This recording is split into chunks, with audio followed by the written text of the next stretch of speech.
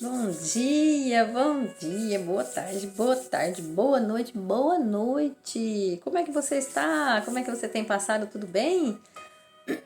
E vamos voltando, né, aqui para continuar com o nosso estudo de sabedoria. Nós paramos no capítulo 4, no versículo 6, e hoje nós vamos continuar então com o versículo 7, né, de sabedoria. Sabedoria, esse livro maravilhoso que nos vai dando cada vez mais, né, sabedoria, nos instruindo para uma vida sábia, para uma vida mais próxima de Deus, uma vida próxima da justiça, né, da bondade de Deus. E nós vamos ver aqui hoje, no capítulo 4, no início, a gente percebeu que para o povo, né, israelita era muito importante a descendência numerosa e era considerado como bênção de Deus, né? Os filhos são bênção de Deus, né? Com certeza. E também era considerado as pessoas que viviam bastante, né? Que tinham muitos anos de vida, era considerado como bênção. Então, pessoas que morriam cedo era considerado como maldição, né? Tinha que viver muitos anos. E aí a sabedoria vem falar que não é bem assim, né? A sabedoria vem falar que é melhor você ter virtude do que ter muitos filhos, porque a virtude é imortal. E aqui hoje ela vai falar um pouco que não importa com a idade que você morra, mas a velhice não consiste em ter vida longa. Então nós vamos ver aqui, ó, versículo 7. E isso é muito importante e é bom que fique claro, porque Deus, ele nos dá uma vida para que a gente possa viver essa vida melhor possível. E quando chega o nosso momento de partir, Deus sabe o nosso momento de partir. E Ele sabe por qual, né, por que motivo Ele nos levou. Deus sempre tem um motivo, sempre tem um para quê na nossa vida. Né? Nunca nossa vida é um porquê. Por quê? Não é porquê, é para quê. Para que eu estou passando por isso? Para quê? E o que eu tenho que aprender com isso? Porque se eu fico falando por quê, eu estou reclamando, estou julgando. Mas agora, se eu estou dizendo para quê, eu vou tomar novas atitudes. Para que isso aconteceu? Para que eu fizesse isso, isso e isso. Então vamos lá. Capítulo 4, versículo 7. Olha aqui. Ainda que morra prematuramente, o justo encontrará repouso. Ainda que morra prematuramente. Velhice honrada não consiste em ter vida longa, nem é medida pelo número de anos. Veja, os cabelos brancos do homem valem mais pela sua sabedoria. Não importa se a pessoa não tenha cabelo branco, mas importa o quão sábio ele viveu a vida. O justo agradou a Deus e Deus o amou. Então o justo, não importa se ele tenha 10, 20, 30, 40, 100 anos, mas o justo agradou a Deus. O importante é você viver a sua vida justa, com justiça, com dignidade e vivendo o seu propósito, né, aqui na Terra, aquilo que nós viemos fazer aqui na Terra. Então é isso que nós temos que a sabedoria está nos falando aqui. Ó. O justo agradou a Deus e Deus o amou. Como ele vivia entre os pecadores, Deus o transferiu. Então não há julgamento porque a pessoa vive, por exemplo, pouco tempo e Deus está levando. Deus sabe por que está levando. Muitas vezes Ele quer nos poupar de uma vida aqui e nos arrebata, nos leva para que a gente possa viver com Ele eternamente, do que se a gente ficar aqui no meio dos injustos e acabar sendo injustos e perversos como os injustos. Então ele fala assim, ó, no versículo 11: foi arrebatado para que a malícia não lhe pervertesse os sentimentos, ou para que o engano não o seduzisse. De fato, o fascínio do vício obscurece os verdadeiros valores e a força da paixão perverte a mente que não tem malícia. Então veja, aqui ele está falando que é muito melhor que a pessoa, que Deus o arrebate, que Deus o leve, do que ele viver num mundo onde ele possa ser pervertido, onde ele possa cair em tentação. É lógico que nós temos que viver a nossa vida buscando e pedindo a Deus cada dia sabedoria, que Deus ative a nossa identidade de filhos a cada dia para que a gente possa vencer as tentações desse mundo, as tentações do inimigo, Prova disso, Jesus nos ensinou o Pai Nosso. O Pai Nosso que ele nos fala, onde ele fala que não nos deixeis cair em tentação e livra-nos do mal.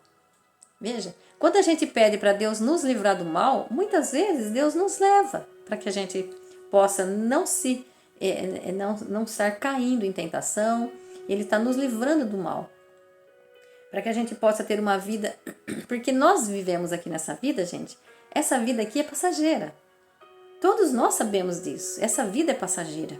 E como eu estou vivendo essa vida é o que vai me garantir a minha vida eterna ou não.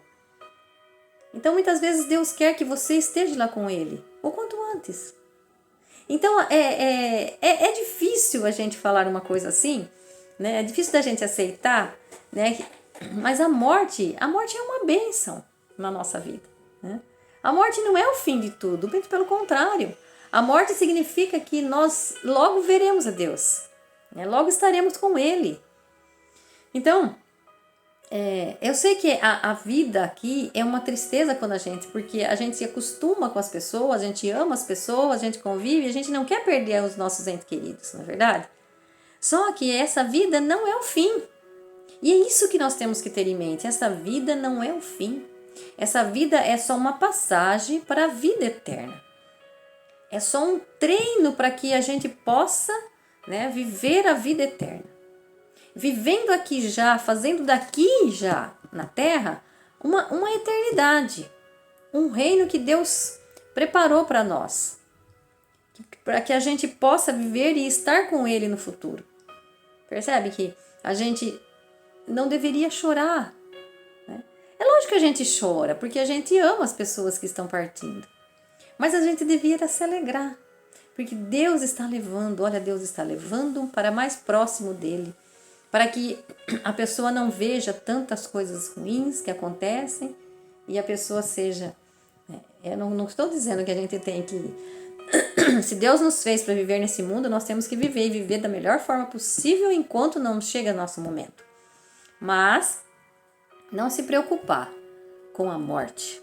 Se preocupar, sim, com a morte que pode vir de Deus, que aí a gente perderia a vida eterna, porque a gente estaria corrompido nesse mundo. Então, neste mundo que nós vivemos aqui, é um mundo que a gente vê muitas injustiças, a gente vê muitas coisas ruins, muitas coisas terríveis acontecendo, né? Mas Deus não nos quer para essa vida, Ele nos quer para uma vida melhor, uma vida justa, uma vida eterna, uma vida de bênção, onde não há dor, onde não há choro, onde não há tristeza. Essa é a vida que Deus fez para nós. Mas por conta do pecado, né, que entrou no mundo, nós vivemos todas essas tribulações. Mas é nessas tribulações que nós temos que fazer um mundo melhor.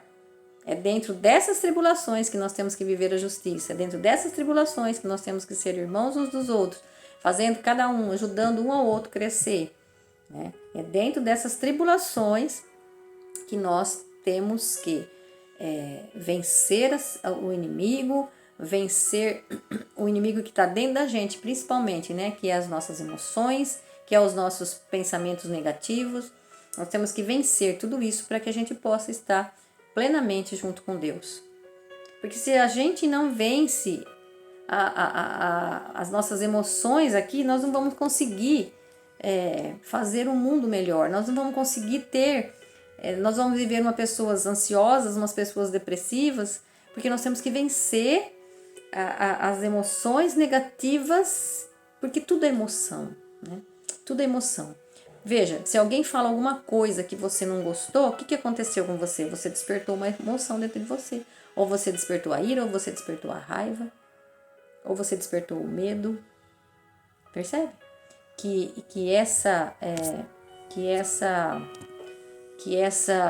alguma coisa que fala para você, desperta em você, gera em você uma emoção. E essa emoção vai te fazer com que você tenha bons resultados ou não, né?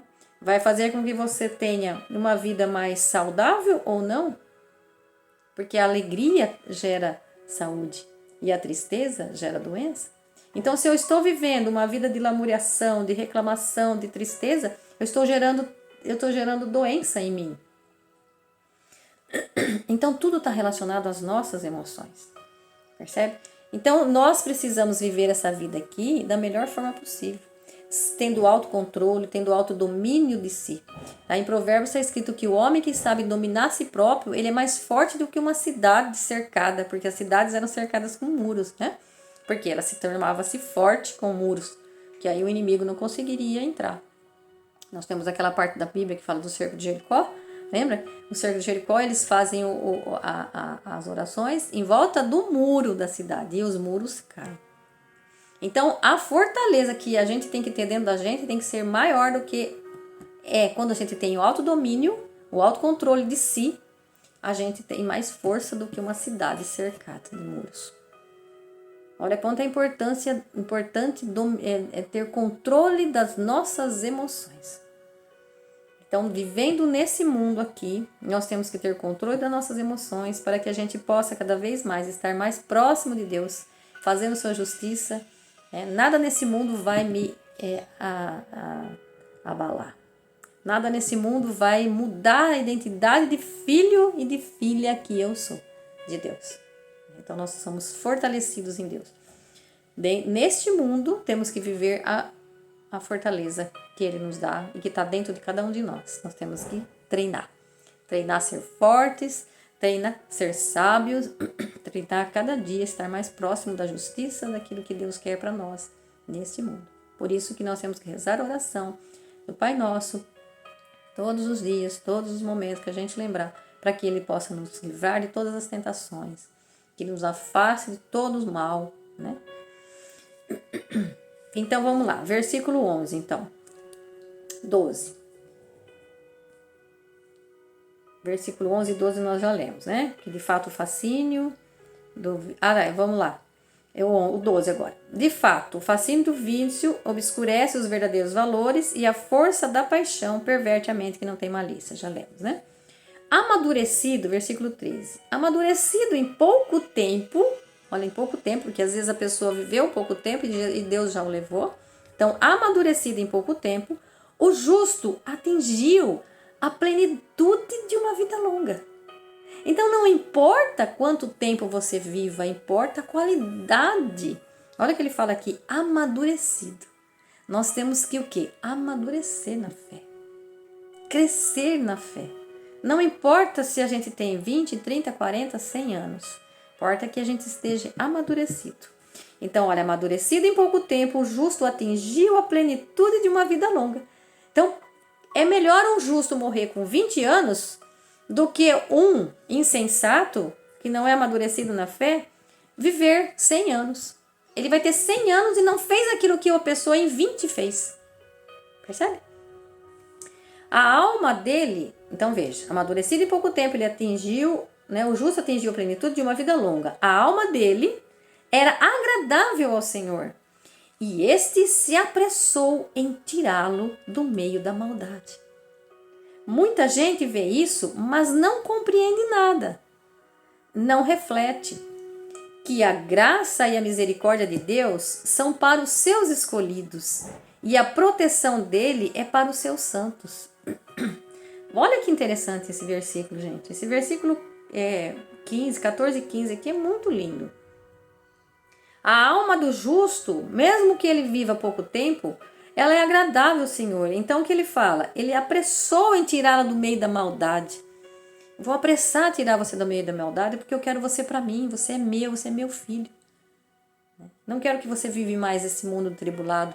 Porque veja, nós não nascemos para viver neste mundo eternamente, mas sim na vida eterna. Aquela vida onde não há choro, onde não há tristeza, onde não há lamuriação, onde não há reclamação, onde não há dores, onde não há doenças, onde não existe ansiedade, depressão. É um mundo maravilhoso. Mas para a gente ir para esse mundo, não adianta você se apressar em ir. Você espere que Deus te leve. E quando Deus não te leva, faça o possível para você merecer a eternidade. Então veja, muitas vezes a pessoa fala assim, tá, então é melhor que eu morra já? Não, cuidado. Né? Quando a gente morrer, nós temos que estar preparados.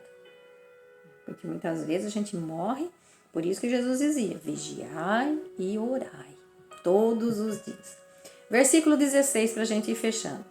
Quando morre, o justo condena os injustos que continuam a viver. E a juventude que chegou rapidamente à perfeição condena a longa velhice do injusto. Porque veja, você está vivendo aqui longos anos, longos dias, mas o seu arrebatamento com uma idade nova, né, ou antes, vamos dizer assim, que a gente fala, antes de ficar velha a pessoa já morreu. Mas o que acontece? Essa pessoa, ela está condenando aqueles que viveram muito tempo, mas que não estão fazendo nada para que sejam melhores.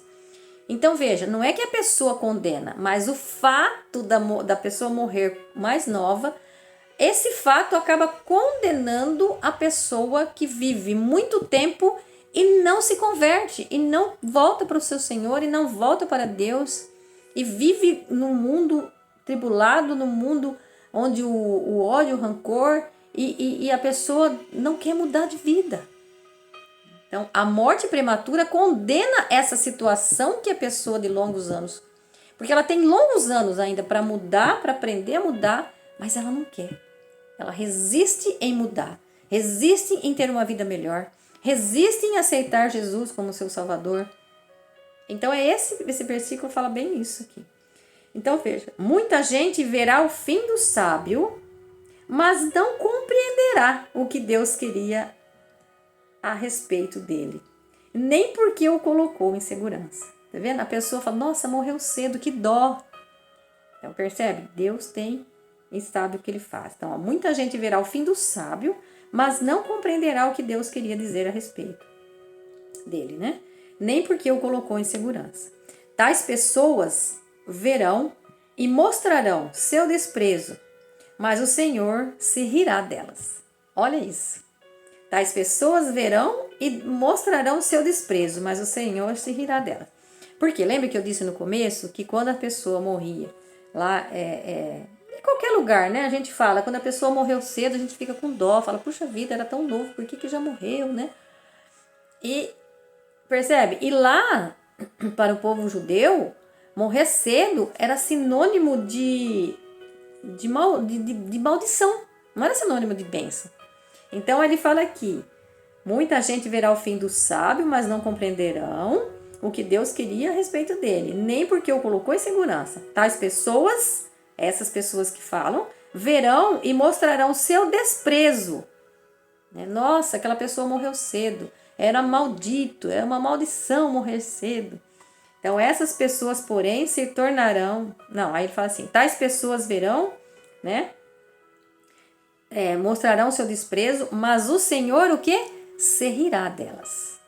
Então você está aí falando, maldizendo aquela pessoa que eu já levei, já arrebatei para comigo, mas eu vou rir de você, porque você está aí tendo oportunidade e você não está mudando de vida.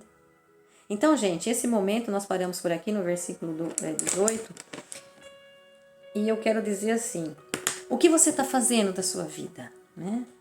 Você está aproveitando cada segundo que Deus te dá, cada momento que Deus te dá na sua vida? Tudo que acontece na sua vida é para que acontece, não por quê. Deus não tem um porquê na sua vida. Você é filho, você é filha. Você tem que ativar a identidade de filho. Para quê? Para quê? Para que você possa transformar um limão em uma limonada. Para que você possa transformar momentos difíceis em momentos felizes da sua vida. Para que isso sirva de crescimento, amadurecimento na fé, tanto espiritual como físico, como mental na sua vida. Tudo que nos acontece é para que a gente possa crescer. Tudo que acontece na nossa vida é para que a gente possa estar mais próximo de Deus. Se você ler o Apocalipse, você vai ver os selos, as trombetas e tudo mais que acontece. Tudo vai acontecendo para que você se converta. Então é para que acontece, não por quê. Acontece para que você possa voltar para Deus, para que você possa arrepender de seus pecados, para que você possa estar mais próximo de Deus, fazer a justiça, ser melhor aqui na terra, cumprir o seu propósito. Qual é o seu propósito? É de levar vida para as pessoas, assim como Jesus veio, nos trouxe vida e abundância. E é esse o nosso propósito, ter vida e abundância e ensinar as pessoas a ter também. É você levar a palavra para as pessoas e ensinar as pessoas a ter vida em abundância. Através do conhecimento da palavra é que nós nos transformamos em pessoas melhores, em pessoas justas, e em pessoas cumpridoras do seu propósito. Cada um de nós tem um propósito aqui na Terra, de viver uma vida justa, de viver uma vida em abundância e conhecer a palavra, levar a palavra para outras pessoas também. Então, o que nós não podemos é deixar a nossa vida passar em branco. Nós precisamos cada vez mais melhorar a nossa vida. O que eu estou fazendo para melhorar o meu corpo? O que eu estou fazendo para ter mais saúde? Porque lembra, o nosso corpo é templo do Espírito Santo. Então, se eu estou denegrindo o meu corpo, eu estou denegrindo a imagem de Deus que está através de mim. E eu levo Deus através da minha imagem, através do meu corpo. Então, como é que eu estou levando Deus às pessoas? Como é que eu estou cuidando da minha saúde? Com a minha saúde física, minha saúde mental? Eu estou lendo? Eu estou acordando mais cedo para ler um bom livro? Para ter mais saúde? Para aprender mais como viver como irmãos? O que eu tenho feito para melhorar a minha vida? Então fica aí um propósito para você hoje, para melhorar, para buscar cada vez mais ler a palavra de Deus, para que a gente possa buscar ter uma vida mais justa aqui e que Deus, quando nos levar, nós estejamos prontos para olhar face a face e aí receber: venha, filho, bendito do meu Pai, né? Jesus dizendo para nós: venha, você é bendito do Pai. Que Deus te abençoe, que dê uma sexta-feira e que te dê muita paz, muita alegria, e vai lá, fazer o que tem que ser feito. Você é filho, você é filha. Não se diminua, não deixe que nada interfira na sua vida, para que você tenha uma vida mais justa, mais saúde física, mental e espiritual. Beijo no coração, fica com Deus.